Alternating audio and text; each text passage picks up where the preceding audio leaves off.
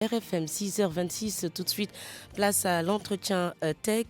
Aujourd'hui avec Ababakar Touré, directeur du crédit et des risques à PAMECAS. Au menu de l'entretien accordé à Jo Maron, la digitalisation du crédit dans les institutions financières, avantages, impacts et contraintes. Ababakar Touré, bonjour. Bonjour. Vous êtes le directeur du crédit et des risques au niveau de PAMECAS. PAMECAS qui est en train d'expérimenter un peu ce qu'on appelle ce programme Mobile Money for Zopo, ce programme qui a été initié par UNCDF. Quelle est votre appréciation de ce programme? Merci de cette opportunité pour nous permettre de partager sur ce programme qui est une réelle opportunité. Le crédit digital, c'est un processus par voie électronique pour permettre aux membres de pouvoir adhérer, pouvoir exprimer sa demande et avoir une instruction et un retour dans de meilleurs délais. Et dans les avantages, il y a une meilleure maîtrise des coûts, il y a une bonne utilisation du temps. Pour le client également, il y a des avantages qui sont réels. Mais ça se passe comment concrètement? Le client qui veut par exemple avoir du crédit, qu'est-ce qu'il fait? Qu'est-ce qu'il doit remplir comme condition? Comment ça se fait?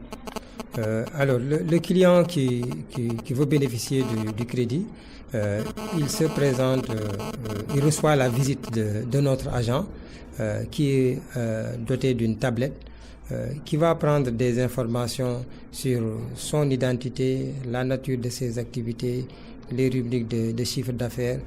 Ces informations vont être traquées par un module de scoring qui va donner une recommandation et sur la base de ces recommandations, la caisse est capable d'avoir un délai de réponse amélioré. Et aujourd'hui, si vous évaluez, quel est l'impact sur le travail? Le premier impact déjà, ça nous permet de mieux organiser les choses. Nous avions des activités de gestion de rendez-vous du type de transmission de dossiers, de traitement manuel.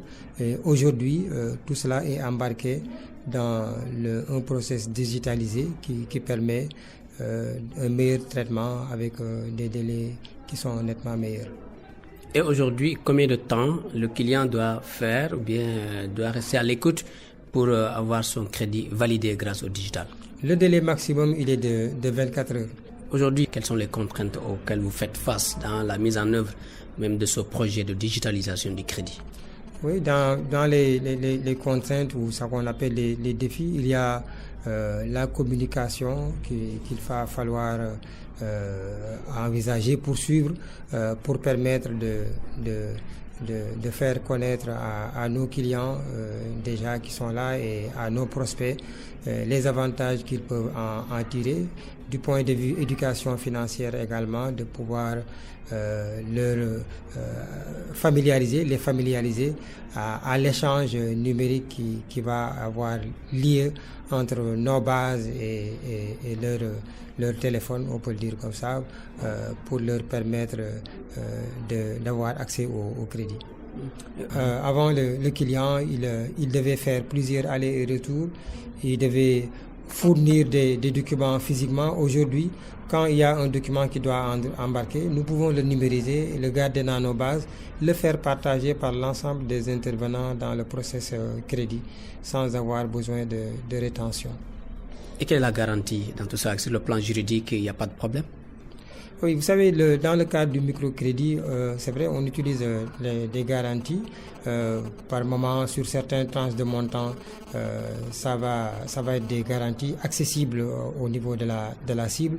C'est le matériel professionnel et des choses, ou le matériel qui est financé, de telle sorte qu'il n'y a pas beaucoup de contraintes à ce niveau. Et c'est vrai, il s'agira de manipuler des données personnelles. Aujourd'hui, qu'est-ce que vous faites concrètement? Oui, sur ce point, nous sommes acquittés de la réglementation par rapport à l'utilisation des données des personnels des clients. Nous avons déposé notre dossier au niveau de CDP. Nous sommes également régis en tant qu'institution financière par toute la réglementation qui est autour de la lutte anti-blanchiment et de la bonne connaissance des clients. Le crédit digital, c'est nouveau chez vous. Quelles sont les perspectives dans le domaine? Oui, je pense que le crédit digital, c'est vraiment l'avenir pour des institutions qui sont dans notre modèle.